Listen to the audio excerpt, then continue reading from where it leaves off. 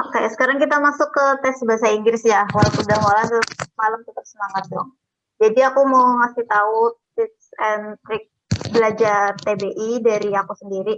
Kalian boleh memilih sih mau pakai yang mana. Kalian boleh pakai konsep atau kalian boleh pakai cara cepat. Kalau aku mau nge-share tentang konsep yang aku pelajari dari aku tadi aku bilang lemah di bahasa Inggris sampai aku mungkin bisa sampai ngajar bahasa Inggris atau buat ruang baca Inggris gitu ya.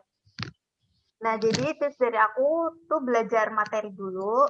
Buat yang tips paling dasar banget tuh belajar materi. Dan materi yang penting banget dipelajarin itu ada the component of language, part of speech, dan tenses. Harus belajar tiga itu dulu. Kenapa? Karena itu sebagai dasar. Kalau kalian misalkan sama sekali nol banget dengan bahasa Inggris, kalian boleh belajar tiga materi itu untuk grammarnya, untuk belajar grammarnya. Baru setelah tiga materi itu, kalian bisa belajar materi yang lain. Nah, setelah kalian belajar materi, kalian tuh latihan soal per materi. Misalkan hari ini kalian belajar tentang materi tensis. Nah, dibarengi juga setelah belajar materi, kalian belajar latihan soalnya yang sesuai dengan materi itu. Sampai selesai gitu. Sampai semua materi. Nah, setelah itu baru kalian latihan soal seluruhnya atau tryout buat nguji kemampuan TBI kalian. Oke, langsung aja kita bahas soalnya. Soal yang pertama, folks send their kids to class in light of the fact that they accept that school is a protected spot for the development and blah blah blah of young sisters. I, B, C, or D.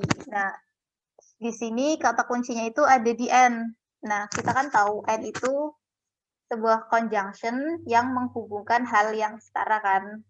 Jadi antara kata sebelumnya dan kata sesudahnya itu harus setara. Di sini kata sebelumnya itu ada development. Untuk ada ya materi apa lupa namanya materinya. Maksudnya akhiran misalkan mendom, sip, hood, nes, es itu kan masuk ke noun. Terus able itu masuk ke adjektif. Terus akhiran able itu masuk adverb. Soalnya derivatif ya kalau nggak salah materinya. Udah lama juga nggak belajar. Terus nah karena dia itu sebelumnya itu non development akhiran men, maka sesudahnya juga harus non. Kalau improve itu verb, improved juga verb duanya atau past tense-nya dari improve, verb juga. Improvable akhiran able juga adjektif atau kata sifat. Kemudian improvement itu non atau kata benda. Nah, jadi jawabannya yang benar itu yang D.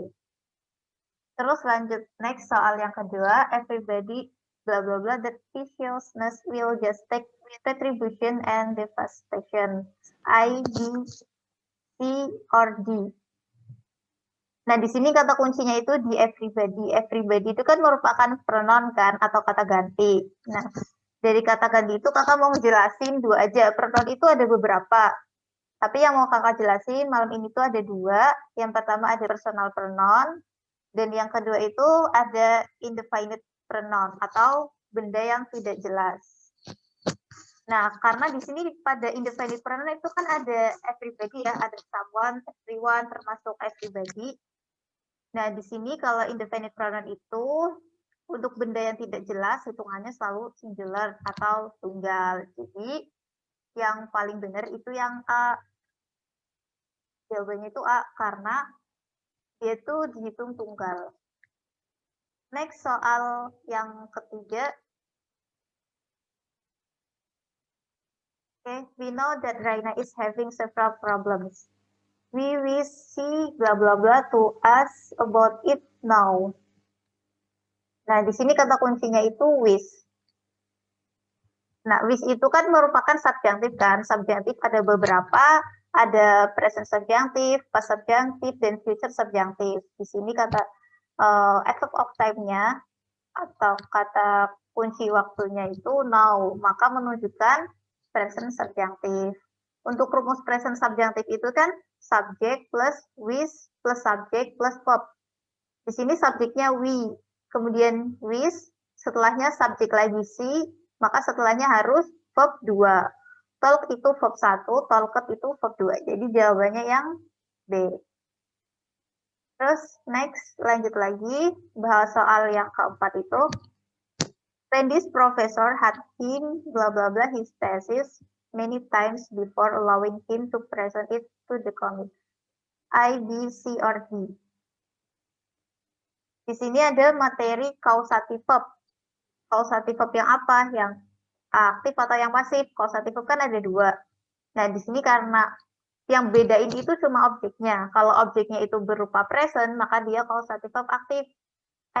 Kalau objeknya berupa pronoun, maka dia merupakan causative verb yang aktif. Tapi kalau objeknya berupa non-person, maka dia causative verb yang pasif. Nah, untuk causative verb yang aktif itu, rumusnya tuh kayak gini. Ada 5 kan. Kalian ingat aja 5, get, have, make, let, help.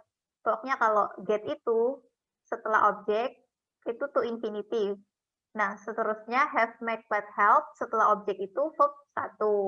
Nah, di sini had atau sama aja dengan have, setelahnya objek, person, kemudian setelahnya verb 1. Jadi, yang benar itu right. Lanjut soal yang kelima, you had better. Dan ini tertutup. You had better blah blah blah of that one on your hand soon or it will get infected. Had better itu kan merupakan salah satu dari model. Nah, model ini kalian harus hafalin. Cuma 14 kok. Cuma 14 kalian harus hafalin. Will, wool, shall, should, can, could, my, might, must, ought to, did, dare, would, rather, had better. Karena had better itu merupakan model dan rumus dari model itu model selalu diikuti dengan verb 1. Jadi yang verb 1 itu yang B. Take care. Nah, ini ada quotes dari Kak Yasin ya. Ini ada quotes, melakukan sesuatu lalu gagal. Masih jauh lebih baik daripada tidak melakukan apa-apa. Mantap. Keren banget nih. Thank you semuanya.